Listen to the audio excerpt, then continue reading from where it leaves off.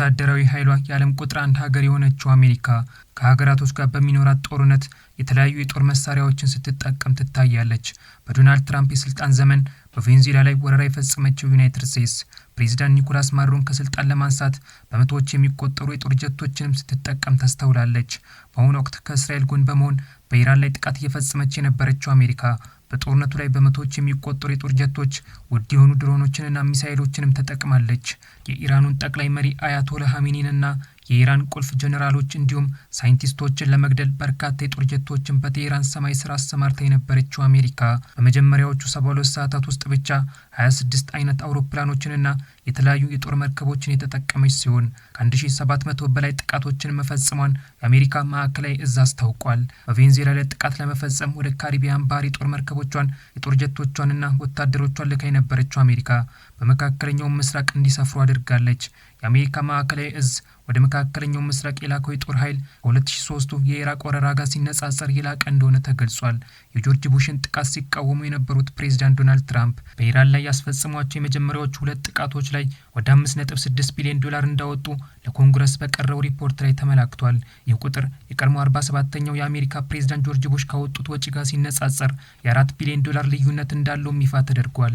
የኢራንን ሰማዮች ሲያርሱ የነበሩት ቴህራንንም ሲያፈራርሱና ሲያናውጡ የቆዩት አያቶላህ ኻሜኒ እንዲገደሉ ምክንያት የሆኑት የጀነራሎችና የኒውክሌር ሳይንቲስቶችንም ህይወት የቀጠፉት የጦር መሳሪያዎች የትኞቹ ናቸው?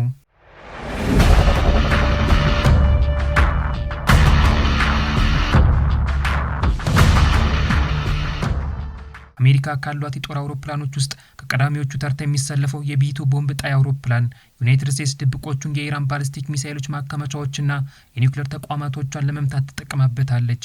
ሉካስ የተሰኙትን ድሮኖች በኢራን ላይ ለምትፈጽመው ጥቃት በቴህራን ሰማይ ስር ያሰማራችው ዩናይትድ ስቴትስ ድሮኑን ለመስራት የኢራን ሻሂድ ድሮኖችን መመልከት ግድ ብሏታል። የሻሂድ ድሮን በማሻሻል ሉካስ የተሰኘ ድሮንን ሰርታ በኢራን ጦርነት ላይ ያሰማራችው ዩናይትድ ስቴትስ ድሮኖቹ ለመጀመሪያ ጊዜ በጦርነት ላይ እንዲሳተፉ ማድረግ ችላለች። ከ35000 እስከ 75000 ዶላር የሚያወጡ ሉካስ የተሰኙ ድሮኖች ዋሽንግተን የቴህራንን ሰማይ በቁጥጥሯ ስር እንድታደርግ የድርሻቸውን ተወጥተዋል። የሚኬናይን የተሰኙ 30 ሚሊዮን ዶላር ያወጣሉ የተባሉ ድሮኖችም ቢሆኑ በኢራን ጦርነት ላይ ተሳትፈዋል። ያለማቋረጥ እስከ 27 ሰዓት ድረስ በአየር ላይ እንዲበሩ ተደርገው የተሰሩት ድሮኖች 150,000 ዶላር የሚያወጡ ሚሳኤሎችንም ተሸክመው በኢራን ላይ ዘምተዋል።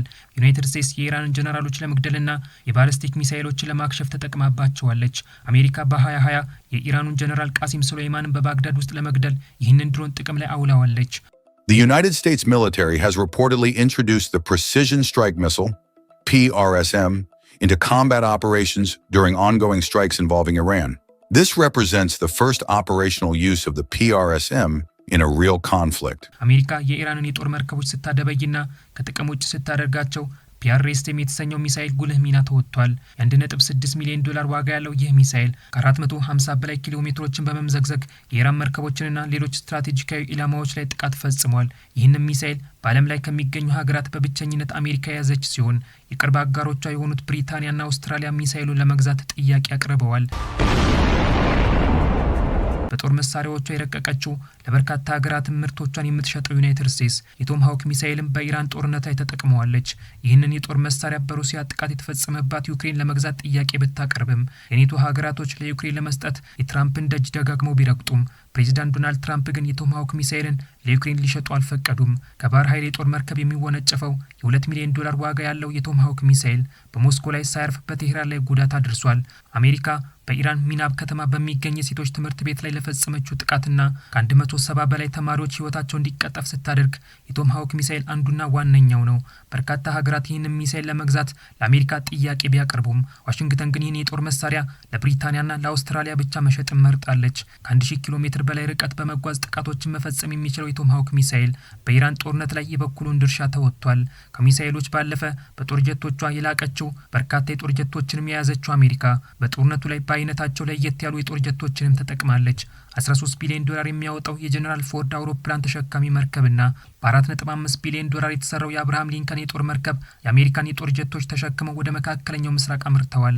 እስከ 90 የሚደርሱ የጦር ጀቶችን የመያዝ አቅም ያላቸው እነዚህ መርከቦች የጦር ጀቶቹ ጥቃት ለመፈጸም ከመነሻቸው ሲንደረደሩና ተመልሰው ሲያርፉ ትልቁ ሚና ተወጥተዋል። የኢራንን የጦር ጀነራሎች፣ ሳይንቲስቶችና የኒውክሌር ማብለያ ጣቢያዎችን ለመምታት አሜሪካ በርካታ የጦር ጀቶችን የተጠቀመች ሲሆን እንደ ኤፍ-16፣ ኤፍ-18፣ ኤፍ-22፣ ኤፍ-30 ኤፍ-35 እና ኤ-10 የጦር ጀቶችንም በቴህራን ሰማይ ስር አብረራቸዋለች። ከራዳር እይታ የመሰወር አቅም ያለው የጠላት የአየር መከላከያ ሳይነከው የፈለገው ቦታ ገብቶ ማጥቃት የሚችለው ኤፍ-22 የጦር ጀት አሜሪካ በብዙ ተጠቅማበታለች። እስከ $200 ሚሊዮን የሚያወጣውን ኤፍ-22 የጦር ጀት በኢራን ጦርነት ላይ የተጠቀመችው አሜሪካ ይህንን የጦር ጀት ማምረት ማቆሟም ተገልጿል። What we're looking at here is the world's most advanced fighter jet, the F-35.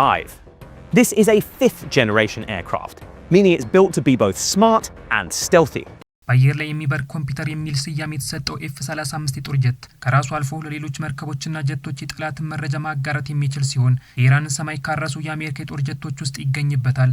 $110 ሚሊዮን ያወጣሉ የተባሉትን ኤፍ-35 የጦር ጀቶች ለወዳጆቿ የምትሸጠው አሜሪካ በኢራን ሰማይ ስር እንዲመላለሱ አድርጋቸዋለች። ኤፍ-35 የጦር ጀትን ዩናይትድ አረብ ኤምሬትና ሳውዲ አረቢያ ለመግዛት ለአሜሪካ ጥያቄ ቢያቀርቡም ዩናይትድ ስቴትስ ግን በመካከለኛው ምስራቅ ከእስራኤል በስተቀር ይህንን የጦር ጀት የትኛውም ሀገር እንዲይዝ የፈለገች አይመስልም። የኢራንን አየር ክልል ለመቃኘት ድሮኖችንና ባሊስቲክ ሚሳይሎች እንደተተኮሱ ለማወቅ የሚያስችላትን $270 ሚሊዮን የሚያወጣውን E3 ሴንትሪ የተሰኘውን የጦር አውሮፕላን የተጠቀመችው አሜሪካ የኤፍ-15 የጦር ጀቶቿ በኢራን ጥቃት እንዳይደርስባቸውም ስትከላከል ቆይታለች። የአያቶላ ሀሚኒን ህይወት የቀጠፈው ኤፍ-15 የጦር ጀት በኢ3 ሴንትሪ የጦር አውሮፕላን ጥበቃ ሲደረግለት ቢቆይም ከኢራን ጥቃት ግን ሊያመልጥ አልቻለም። የጠላት አውሮፕላኖችንና መርከቦችን ለመለየት አሜሪካ E2 ሃውክ የተሰኘውን የጦር ጀትም ተጠቅማለች።